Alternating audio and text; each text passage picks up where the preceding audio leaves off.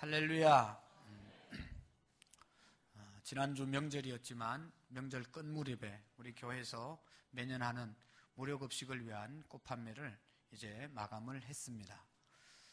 2주 동안 우리 여전도의 중심으로 수고를 많이 해주셔서 금년에 목표한 것들을 잘 이루게 되었고, 또 그것을 가지고 이 지역사회를 섬기는, 또 무료급식을 하는 그런 일에 쓰임받게 될 것입니다. 여러분, 언제나 우리의 삶이 내 삶의 목적이 무엇이고 우리의 본질이 무엇인가를 기억하고 사셔야 될 줄로 믿습니다. 특별히 여러분, 교회가 이곳에 있어야 될 이유가 무엇인가, 내가 이 자리에 나와서 있어야 될 이유가 무엇인가, 그 사명이 무엇인가를 알고 그 사명을 쫓아 살아가는 저와 여러분들이 되기를 원합니다. 여러분, 우리 교회가 이 지역에 있는 것은 하나님께서 이 지역을 섬기라고 이 지역에 세워주신 줄로 믿습니다. 건물만 크게 땅만 잔뜩 차지하고 주일날 되면 주차장 그냥 길 다 막히게 만드는, 예배만 드리고 흩어지는 그런 집단으로 우리를 부르지 않았습니다. 그게 무슨 의미가 있습니까? 별로 의미가 없어요. 이 지역 사회에 무엇인가 우리가 도움을 줄 수 있는 교회가 되어져야 합니다. 믿습니까?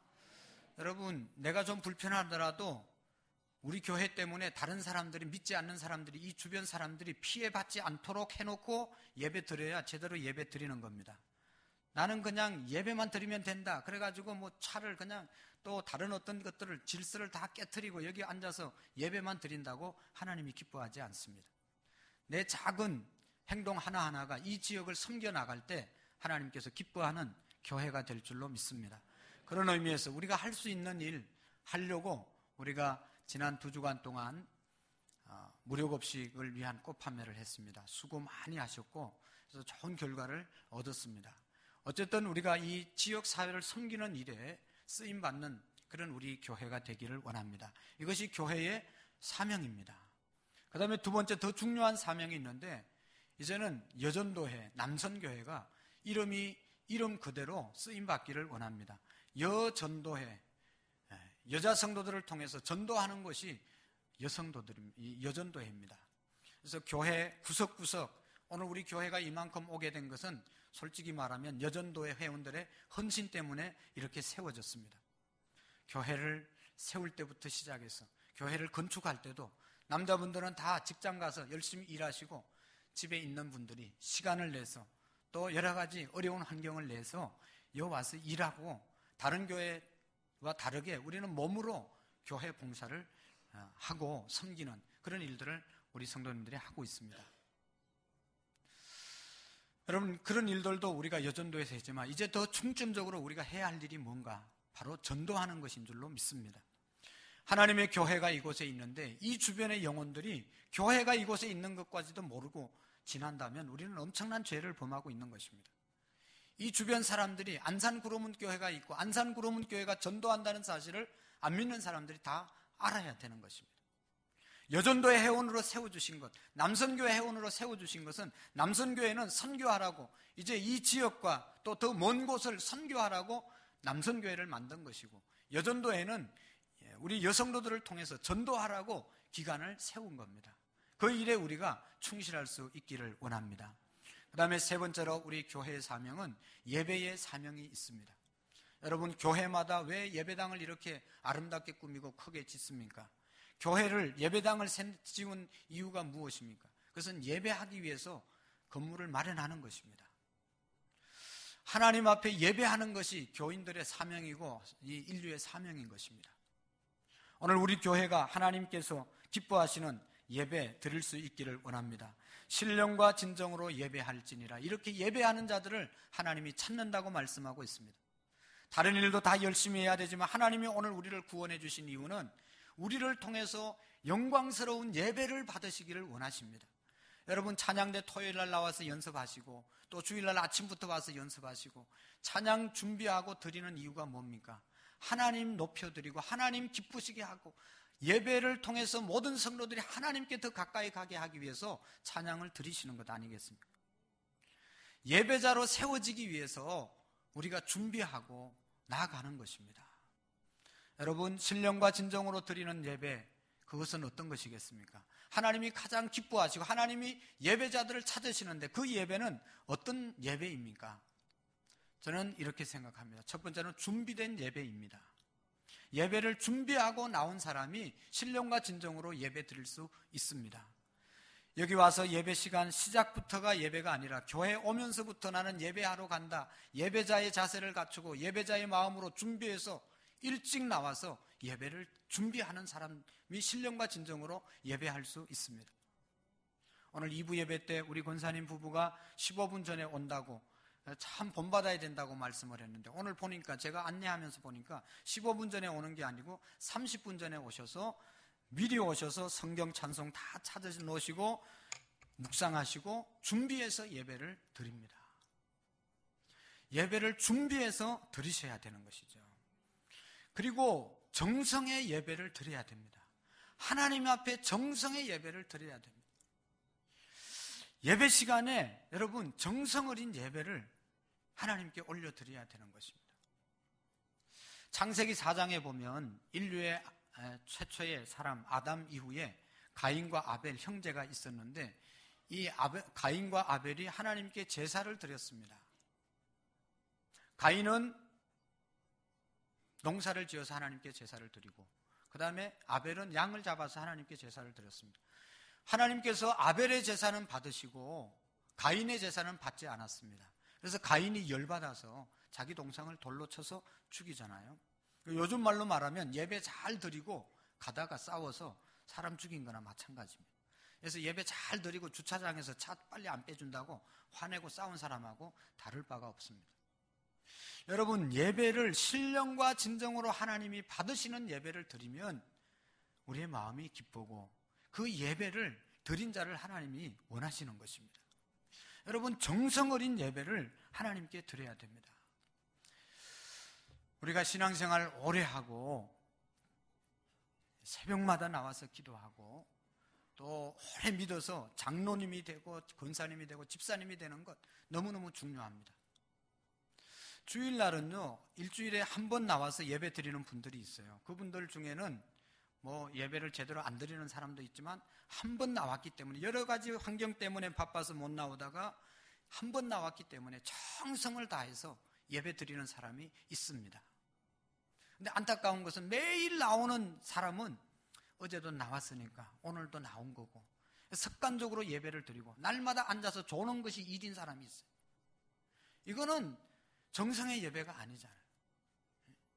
몇 번을 나왔나 그게 중요한 게 아니고 하나님 앞에 예배할 때마다 내 정성이 하나님께 올라갔냐, 아벨의 제사처럼 하나님이 받으셨냐가 문제인 것입니다. 여러분, 예배를 잘못 드리기 때문에 예배에 성공하지 못하기 때문에 은혜 생활을 하지 못하는 것 아니겠어요? 하나님 앞에 신령과 진정으로 예배드리면 하나님을 만나면 우리의 삶이 기쁘고 우리의 삶이 변화되고 우리의 삶의 모든 염려와 걱정을 하나님께 맡기게 되는 것입니다. 그래서 그러면 예배가 살아야, 예배를 성공해야 모든 일을 성공할 수 있다는 것입니다. 하나님 만나고 돌아간 사람이 실패할 이유가 뭐가 있겠어요? 온 정성을 다해서 예배드리고 말씀을 통해서 은혜 받은 사람이 인생에 실패할 이유가 어디에 있겠습니까? 말씀을 통해서 용기를 얻고 예배를 통해서 은혜를 받고 하나님을 만난 기쁨과 감격으로 나아가서 승리하는 저와 여러분들이 되기를 원합니다. 여러분, 우리 교회가 금년 안에 가장 중요하게 생각하고 회복해야 될 사명이 예배의 사명입니다. 한 번 드리는 것도 중요하지만 두 번 드리는 것 더 중요하고 더 귀하게 하나님께서 받으시지 않겠습니까? 오늘 우리의 예배가 여러분 어쩌다 지각할 수 있습니다. 어쩌다 지각할 수가 있어요. 어쩌다 일이 있을 수 있어요. 저도 지각할 수 있습니다. 365일 새벽기도 하다가 늦게 나올 수 있어요. 어쩌다 늦게 나올 수 있어요. 그러나 습관적으로 늦는 것은 정성이 부족한 것 아니겠어요? 날마다 지각한다. 그러면 이거는 정성이 부족한 거예요. 하나님께서는 예배를 받으시되 정성의 예배를 받으시는 거예요. 우리가 1분 1초를 드리더라도 하나님 앞에 정성 어린 예배를 드리기를 바랍니다.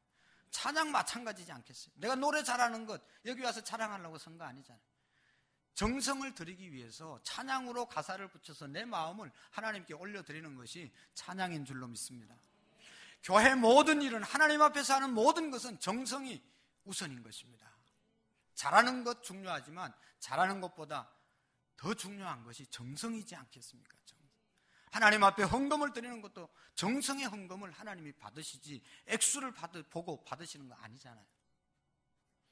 오늘 우리가 예배와 모든 하나님 앞에서의 헌신들이 정성으로 드려질 수 있기를 바랍니다. 우리는 이 세상이 분주하고 산만하고 그래서 하나님을 믿는 것도 그냥 산만하고 그냥 습관적으로 일상적으로 해버리는 그런 경우가 왕왕 있습니다. 여러분, 신앙생활을 그렇게 하면 안 됩니다. 우리가 정성을 다해서 예배하는 저와 여러분들이 되기를 원합니다. 에베소서 5장 18절 말씀을 지지난주에 말씀을 드렸습니다. 다 같이 한번 읽어보겠습니다. 시작. 술 취하지 말라. 이는 방탕한 것이요 오직 성령으로 충만함을 받으라. 아멘. 할렐루야. 어떻게 살아야 되는가? 하나님의 자녀된 사람들이 하나님의 자녀답게 사는 삶이 어떻게 되는가? 바로 성령의 충만함을 받으셔야 합니다. 술 힘으로 살려고 하지 말고, 그런 사람 없겠지만 성령의 충만함으로 살아갈 수 있기를 원합니다. 성령 충만한 이유가, 성령 충만해야 될 이유가 어디에 있습니까? 성령의 열매를 맺어야 되기 때문입니다.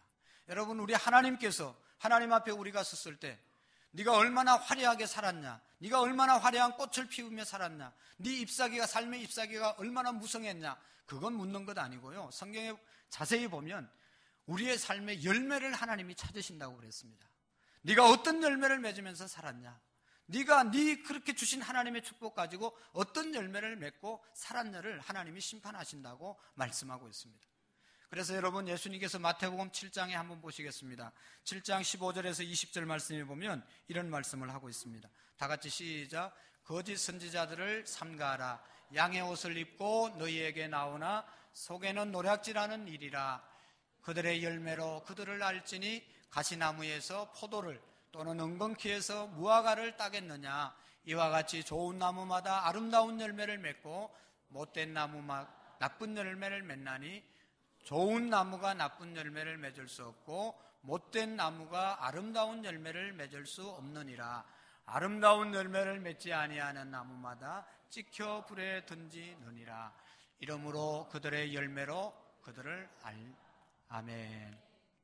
여러분, 하나님이 우리에게 요구하시고 찾으시는 것은 우리가 어떤 열매를 맺고 살았느냐를 찾으십니다. 저기 보면 열매 맺지 않는 나무마다 찍혀 불에 던지우리라. 찍혀 불에, 불이 뭡니까? 바로 지옥불을 말하는 것이죠. 우리가 예수님 말씀이 좀 더 나가서 보면 주여 주여 한다고 다 천국에 들어가는 자가 아니요, 하나님의 뜻대로 사는 자가 천국에 들어간다고 말씀했습니다. 그 말은 열매가 있는 삶을 사는 사람이 되어져야 된다는 것이죠. 우리가 좋은 나무라면 좋은 열매를 맺는 것이고, 나쁜 나무라면 나쁜 열매를 맺지, 나쁜 나무가 좋은 열매를 맺을 수 없고 좋은 나무가 나쁜 열매를 맺을 수 없음 같이 우리의 존재가 어떤 열매를 맺느냐에 따라서 우리의 존재가 결정되어지고 그것이 우리의 존재 자체라는 것입니다. 그래서 여러분, 성령 충만해서 오늘 첫 번째로 성도들이 어떤 열매를 맺으며 살아가야 될 것인가. 갈라디아서 5장 22절부터 23절에 9가지 열매가 있는데 같이 한번 보겠습니다. 시작. 사랑과 희락과 화평과 오래 참음과 자비와 양성과 충성과 온유와 절제니 이 같은 것을 금지할 법이 없느니라. 아멘. 여러분, 성령의 9가지 열매 중에 첫 번째, 우리 성도들이 가장 중요하게 생각하고 우리 교회가 가장 중요하게 생각하고 예수님께서 가장 중요하게 우리에게 보여주고 실천을 요구하는 것이 뭔가 하면 사랑의 열매인 것입니다. 뭐라고요? 사랑의 열매입니다. 여러분, 고린도전서 13장 1절에서 3절 말씀, 우리가 너무나 잘 아는 말씀입니다. 같이 한번 읽어보겠습니다. 시작. 내가 사람의 방언과 천사의 말을 할지라도 사랑이 없으면 소리나는 구리와 울리는 괭가리가 되고, 내가 예언하는 능력이 있어 모든 비밀과 모든 지식을 알고 또 산을 옮길 만한 모든 믿음이 있을지라도 사랑이 없으면 내가 모든 것으로 구제하고 내 몸을 불사르게 내어줄지라도 사랑이 없으면 내게 아무 유익이 없느니라. 아멘. 왜 사랑의 열매를 맺어야 합니까? 여러분, 방언 기도해서 다른 사람을 위해서 열심히 기도해서 그 사람이 변화되고 그 사람이 새로워지는 것 얼마나 귀한 일입니까? 또 천사의 말, 좋은 말로 사람을 상담해주고 세워주고 하는 게 얼마나 귀중합니까? 그러나 그 천사의 말과 방언으로 기도해준다 하더라도 사랑 없으면 아무 의미가 없다는 것이죠. 여러분, 지식이 있어서 지식을 우리에게 가르쳐주고 또 예언을 받아서 미리 일어날 일들도 말씀을 통해서 잘 우리를 바른 길로 인도해주는 것 얼마나 귀중한 일입니까? 그래도 그거 사랑 없으면 아무런 의미가 없다는 것입니다. 여러분, 믿음이 좋아서 산을 옮길 만한 믿음이 있을지라도 사랑이 없으면 그 믿음 아무것도 아니라는 것이죠. 여러분, 희생하고 구제하고 봉사하는 일 얼마나 좋습니까? 내 몸을 불사르게 내어줘서 내 자신을 죽여서라도 헌신하고 내 모든 것 가지고 구제하는 데 내어줘도 사랑 없으면 그것은 의미가 없다고, 내게 유익이 없다고 예수님이 말씀하신 것입니다. 여러분, 이솝 이야기에 그런 이야기가 있지 않습니까? 길 가는 나그네를 보면서 태양과 바람이 누가 저 길 가는 사람의 외투를 벗길 수 있겠냐, 그래서 서로 내기를 했잖아요. 그래서 바람이 먼저, 내가 먼저 벗겨보겠다. 그래서 길 가는 사람을 바람을 세차게 불어서 그 옷을 벗기려고, 외투를 벗기려고 했지만 이 사람은 바람이 불면 불수록 계속 움켜쥐고 벗으려고 하지 않고 벗겨지지 않으려고 애를 씁니다. 결국은 바람이 외투를 벗기지 못했습니다. 그러나 태양이 이제는 내가 해보겠다. 그래서 태양빛을 따뜻하게 계속 비추니까 그냥 더워서 자연스럽게 벗게 되었다는 이야기가 있습니다. 여러분, 무엇을 말합니까? 여러분, 우리가 힘이 있고 능력이 있어서 어떤 일을 해내는 것 같지만 결코 그런 것이 아닙니다. 내가 진정한 사랑을 가지고 진정성을 가지고 살아갈 때 변화되는 것이죠. 역사가 일어나는 것이죠. 할렐루야. 저도 지금도 부족하지만 깨닫는 것 중에 하나는 말씀을 가르치고 제자 훈련을 하고 기도회를 하고 열심히 하면 성도들이 좀 변화되고 좀 새로워지고 교회가 성장되고 이렇게 될 줄 알았어요. 그것도 한 부분을 차지하지만 요즘 와서 깨닫는 것은 그런 것도 꼭 필요하지만 정말로 사랑을 가지고 한 사람 한 사람을 대하는 것이 중요하다. 여러분, 우리 교회가 작은 교회가 얼마나 좋은지 모릅니다. 큰 교회는요, 정말로 인간 대접을 못 받아요. 해주려고 해도 할 수도 없고 받을 수도 없어요. 근데 우리 교회는 한 분 빠지면 제가 기도하고 전도사님들 신방 보내고 또 제가 전화하고 다 기억합니다. 오늘 아는 분들도 다 기억합니다. 지금 여기 와야 될 사람 아는 사람이 지금 수두룩한데 제가 다 주중에 다 신방합니다. 다 알고 있습니다. 여러분, 이게 얼마나 큰 축복이에요. 여기 옆에 교회 가보세요. 알 수 있겠어요? 그 사람이? 하나도 기억 안 하려고 작정했습니다. 하면 그 사람은 살 수가 없어요. 그 많은 사람들. 여러분, 이게 사랑이 중요한데 사랑이 우리에게 실천되고 전달되는 교회가 좋은 교회입니다. 여러분, 이런 이야기가 있습니다. 우리가 왜 이 사랑의 열매를 맺어야 되는가? 우리 자신이 어떤 존재인지를 알고 살면 사랑의 열매를 맺을 수 있는 것입니다. 여러분, 우리가 어떤 존재입니까? 어떤 의사 선생님이 아프리카에 선교하러 갔습니다. 그곳에 가서 자기 의료로, 의술로 그 마을 사람들을 섬깁니다.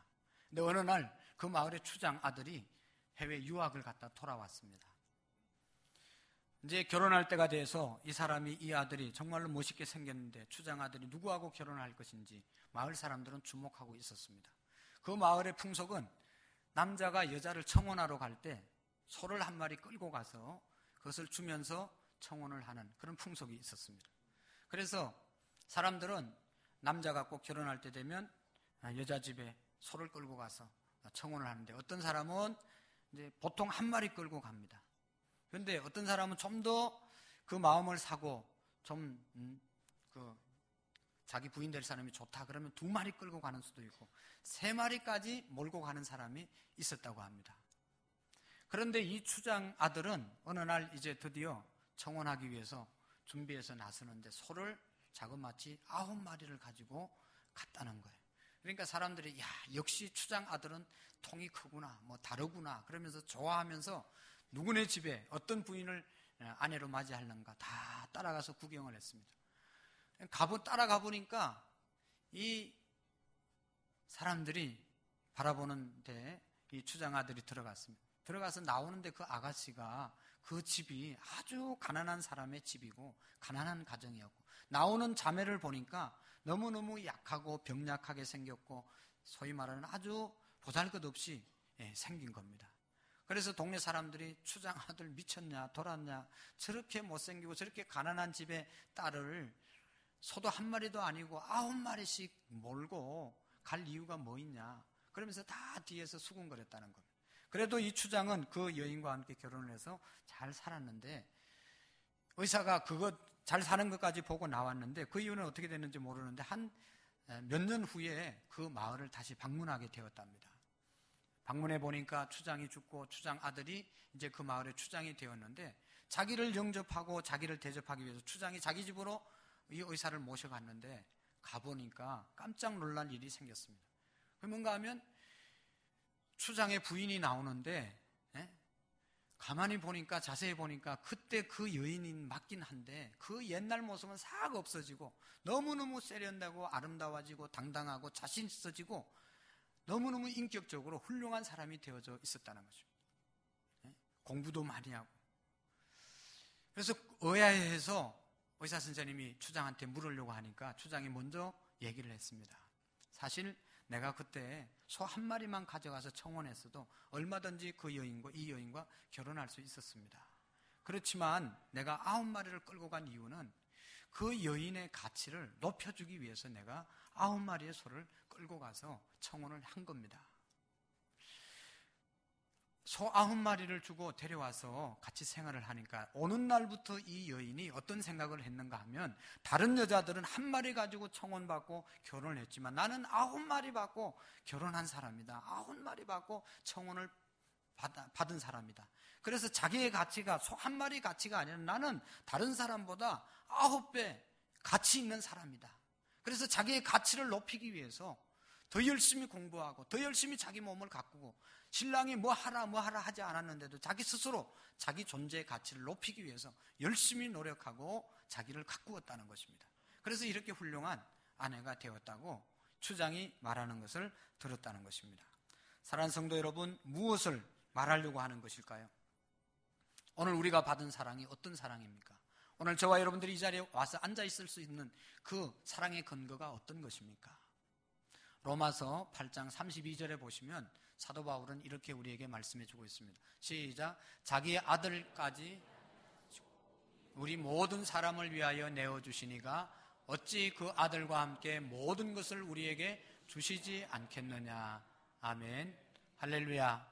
오늘 우리가 하나님의 자녀된 것은 이 자리에 와서 앉아 있을 수 있었던 것은 다른 것이 아니라 하나님이 자기 독생자 예수 그리스도를 우리를 위해서 희생시켜 주심으로 우리가 그 은혜로 이 자리에 있게 된 줄로 믿습니다. 소 9마리의 가치보다 비교할 수 없는 하나밖에 없는 독생성자 예수 그리스도를 우리를 위해서 주시고 그분을 믿음으로 우리가 하나님의 자녀가 된 줄로 믿습니다. 여러분, 사도 바울은 복음을 전가하면서 기죽을 일들을 얼마나 많이 당했는지 모릅니다. 무시당하고 멸시당한 것은 그냥 보통 일이고, 매맞고 감옥에 갇히고 죽을 일도 수없이 당했습니다. 그러나 사도 바울은 아무리 어려운 환경 속에서도 비굴해지지 않았습니다. 늘 당당하고 자신감이 넘쳤습니다. 어떻게 그렇게 될 수 있었을까요? 그것은 이 말씀처럼 자기 아들까지 아끼지 아니하시고 나를 위해서 주신 그 하나님께서 내게 무엇인들 안 주시겠냐. 나는 예수님 그분과 바꾼 존재이라고 하는 자기 자신의 자존감이 높았기 때문에 늘 당당하고 자신 있는 모습으로 복음을 부끄러워하지 아니하고 증거하는 삶을 살아가게 된 줄로 믿습니다. 여러분, 왜 예수님을 십자가에서 죽게 하셨을까요? 왜 예수님이 십자가에 죽은 건 우리를 구원하기 위해서 죽었다고 그러는데, 하나님이 예수님 안 죽이고도 얼마든지 우리를 구원할 수 있었을 텐데 왜 예수님께서 십자가에서 죽게 만드시고 우리를 구원해 주셨을까요? 그것은 다른 데 있는 것이 아니라 예수님이 우리를 위해서 죽으심으로 우리가 구원받았기 때문에 우리의 가치를 더 높여주시기 위해서, 우리의 자존감을 더 높이기 위해서 예수님을 십자가에서 희생시키신 것입니다. 그런 거로 우리는 늘 나는 보통 존재가 아니고 오늘 우리가 보통 사람들이 아니고 하나님이 독생자까지 죽이셔서 구원해 주신 하나님의 자녀들이라고 하는 그 사실을 우리가 붙잡고 살아갈 수 있기를 원합니다. 이것이 바로 십자가의 사랑, 아가페의 사랑입니다. 이 사랑으로 우리는 살아가야 되는 것입니다. 여러분, 이런 일이 있었습니다. 사춘기에 아들을 둔 어머니가 사춘기 아들과 단둘이 살았습니다. 그런데 이 어머니가 아들하고 같이 살지를 못하고 도망을 나왔습니다. 옛날에는 애들들이 도망갔는데 이제는 엄마들이 도망을 갑니다. 왜 도망을 쳤냐? 이유인적, 사연인적은 이렇습니다. 이 아이가 중학교 2학년 때 자기 아빠와 차를 타고 가다가 교통사고가 나서 아빠가 그 자리에서 세상을 떠났습니다. 이 아이가 상처가 너무너무 커졌습니다. 그 이후로 이 아들은 그 상처 때문에 학교도 가지 않고 친구들도 만나지 않고 집에 들어앉아서 있기를 시작했는데 그때부터 게임을 하기 시작했습니다. 자기 어머니는 이제 남편이 세상을 떠났으니까 살아야 되니까 나가서 직장 생활하면서 자기 아들이 집에서 어떤 일을 하고 있는지 제대로 잘 돌볼 수가 없었습니다. 그러니까 아들은 늘 집에서 그냥 이 게임을 하고 그래서 게임에 중독이 돼버렸습니다. 그리고 어떤 현상이 일어났는가 하면 게임에 중독되니까 엄마가 엄마로 보이지 않는 거예요. 그래서 엄마라고 부르지도 않고 엄마가 무슨 말을 하면 더 반항을 하면서 엄마를 괴롭히고 욕하고 발로 차고 때리고 그래서 어느 날도 게임하고 있는데 엄마가 한마디 했습니다. 야, 게임 좀 그만하지. 그러니까 그 말 했다고 엄마를 두들기 패는데 그 자리에 있다가는 더 이상 살 수가 없어서 도망치면서 나왔습니다. 근데 중요한 것은 나와서 엄마가 그 다음날 아침에 일찍 집에 들어가서 그 아들이 먹을 수 있는 밥상을 다 차려놓고 나왔다는 것입니다. 들어가 보니까 뭐가 있겠어요? 이 아들은 역시 자고 있었습니다. 그 다음날도 밤늦게까지 게임에 중독돼서 게임을 하고 잠을 자고 있는데 엄마는 들어가서 또 그 다음날 먹을 음식을 차려놓고 나오고 음식을 차려놓고 나오고 그러기를 9일을 했다고 그러잖아요. 근데 9일째 집에 들어갔는데 깜짝 놀랄 일이 생겼습니다. 자기 아들이 자고 있어야 될 아들이 밥상 앞에 앉아 있는 거예요. 엄마가 놀래가지고 어떻게 된 거냐 놀랬는데 아들이 한마디 하는 겁니다. 이 말을 듣고 더 감동을 받았습니다. 엄마라는 말에 그동안 수년 동안 엄마라는 말을 안 했는데 엄마 자리에 앉아서 같이 저하고 식사해요. 그 소리를 듣고 엄마는 감동을 받아가지고 그 자리에서 울었다는 것 아닙니까? 이 아이가 어떻게 변했는가 하면 그 어머니가 9일 동안 말없이 계속 자기를 위해서 밥상을 차려주고 나가고 말없는 사랑을 통해서 이 아이의 마음이 열려지게 되었고 상처가 치료되게 되었어요. 그래서 엄마와 함께 부둥켜 안고 울면서 청소년 상담가를 찾아가서 상담을 받으면서 그 아이의 상처가 치료되게 되었다는 것입니다. 상담사의 말은 자기 아빠가 죽는 그 순간에 죽고 난 다음에 그 자책감 때문에 이 아이는 마음을 닫았고 어떤 가족이나 다른 사람에게 마음을 열지 않았는데 그때 가족들이 저를 잘 보다듬어서 이렇게 치유를 해줘야 되는데 그렇지 못한 것이 중독으로 가게 만들었다는 것입니다. 그리고 이 아이는 자기 아버지가 죽은 것이 자기 때문이라고 자책했고 또 어머니가 자기 아버지 죽인 장본이라고 생각하고 미워할 줄로 알고 어머니하고 대화를 하지 않았다는 것입니다. 그런데 이 어머니의 헌신적인 사랑, 어머니의 관심, 보살핌 이것이 그 아들을 치유하게 된 것입니다. 사랑하는 성도 여러분, 부모된 여러분, 우리의 자녀들을 야단쳐서 가르쳐서 변화시킬 수 있다고 생각하십니까? 가장 우리의 자녀들에게 귀한 것, 필요한 것, 그것은 사랑과 관심, 이해일 것입니다. 이것이 사랑의 열매이고 사랑의 힘인 것입니다. 게임하지 말라, 뭐 하지 말라, 뭐 하라, 욱박지른다고 아이들이 말 듣고 변화되겠습니까? 절대로 그런 일이 있을 수가 없는 것이죠. 여러분, 하나님이 우리를 어떻게 사랑하셨다고 말씀하고 있습니까? 하나님의 진정한 사랑, 그것이 오늘 우리에게 성령의 열매로 맺혀져야 되는 것입니다. 요한복음 3장 16절 말씀을 같이 한번 보시겠습니다. 시작. 하나님이 세상을 이처럼 사랑하사 독생자를 주셨으니 이는 그를 믿는 자마다 멸망하지 않고 영생을 얻게 하려 하심이니라. 아멘. 할렐루야.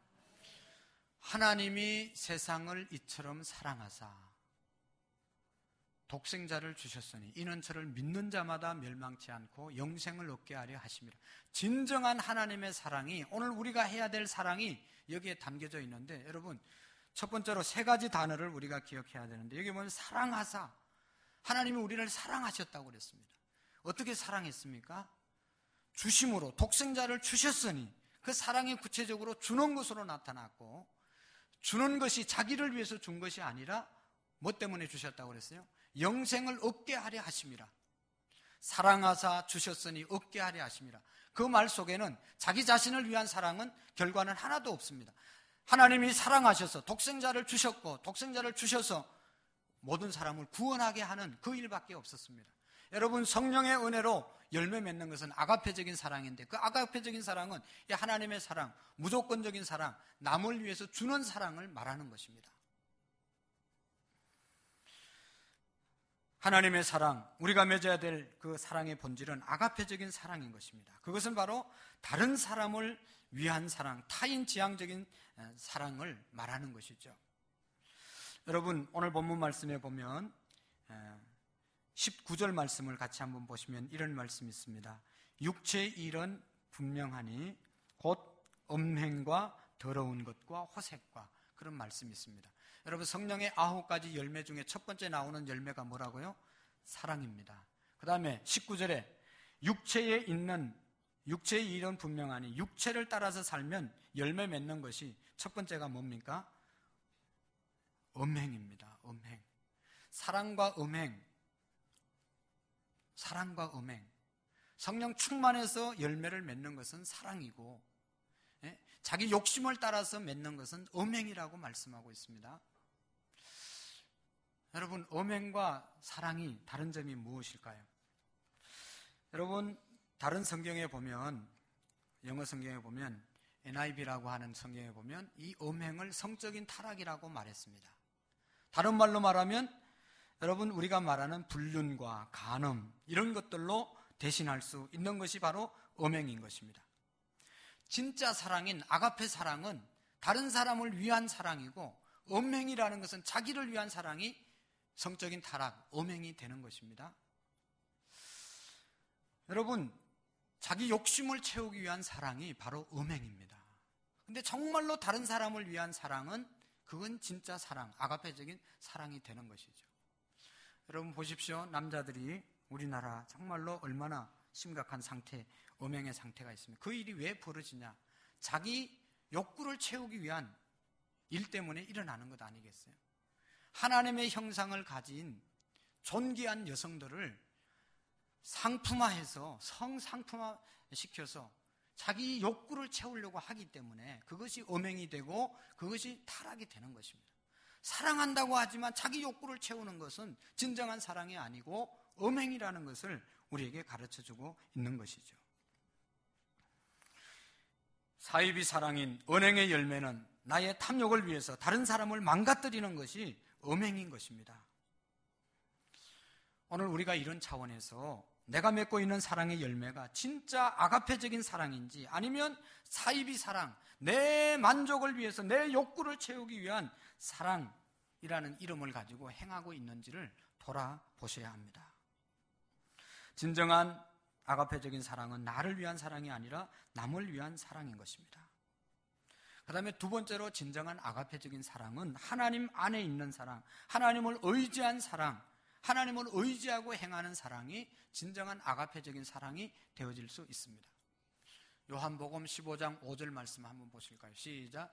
나는 포도나무요 너희는 가지라. 그가 내 안에 내가 그 안에 거하면 이 사람은 열매를 많이 맺나니 나를 떠나서는 너희가 아무것도 할 수 없음이니라. 아멘. 9절 말씀을 한번 보실까요? 시작. 아버지께서 나를 사랑하신 것 같이 나도 너희를 사랑하셨으니 나의 사랑 안에 거하라. 아멘. 이 말씀은 무슨 말씀인가 하면, 여러분, 예수님이 우리를 사랑하신 것은 예수님 마음대로 사랑한 것이 아니라 예수님이 하나님 안에 거해서 하나님의 사랑으로 우리를 사랑했다는 것입니다. 오늘 우리가 하나님이 기뻐하는 아가페적인 사랑, 남을 위한 사랑을 할 수 있는 길은 내 사랑의 능력으로 남을 사랑할 수 있는 것이 아니라 내가 하나님 안에서 하나님을 의지할 때 하나님이 주시는 힘으로 다른 사람을 사랑할 수 있다는 것입니다. 그렇게 할 때 진정한 아가페적인 사랑을 우리가 펼쳐갈 수 있는 것입니다. 여러분, 누가 사랑을 한다고 하면서 잘못된 사랑으로 출발하는 사람이 있겠어요? 다 순수한 마음으로, 숭고한 마음으로 아가페적인 사랑으로 사랑을 시작할 것입니다. 그러나 잘못되고 변질되는 이유는 하나님을 떠났기 때문에, 하나님 안에 거하지 않고 하나님을 의지하지 않기 때문에 사랑이 변질되어 가는 것입니다.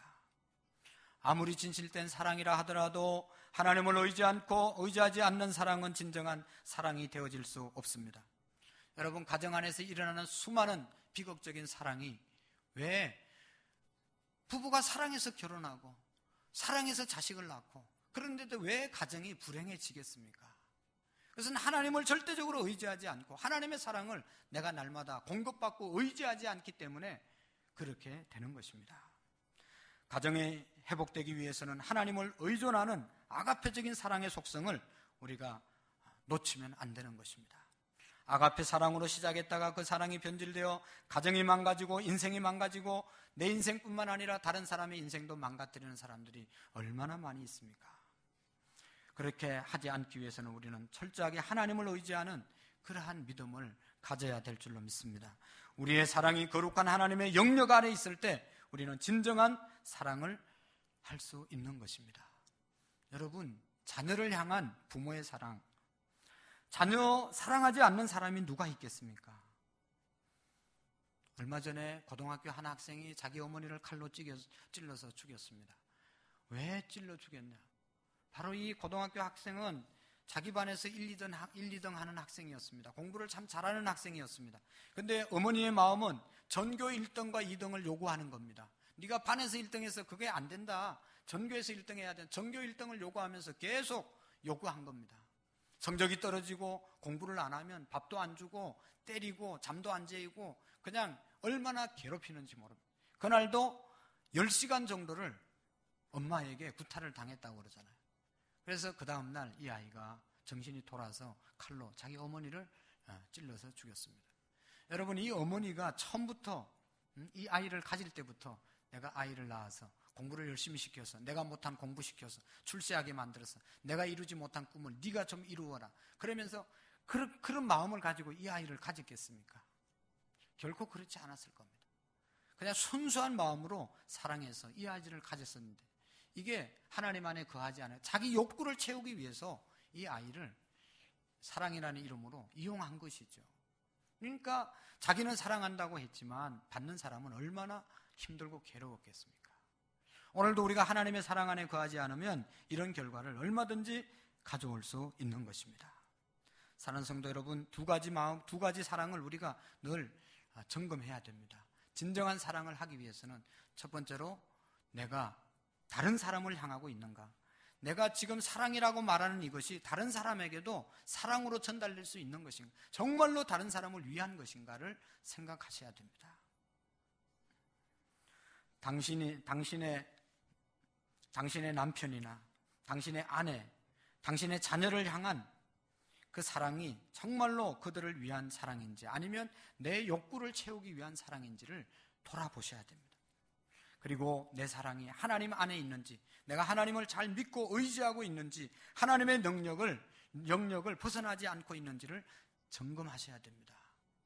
너희가 나를 떠나서는 아무것도 할 수 없느니라 예수님께서 말씀했습니다. 오늘날 많은 사람들이 아가페 사랑으로 시작했다가도 사랑보다 더 미운 감정으로 끝나는 경우가 얼마나 많이 있습니까? 그래서 우리는 늘 내 자신이, 우리의 가정이 하나님의 은혜 아래에 있는지, 하나님을 의지하고 있는지를 점검하셔야 되는 것입니다.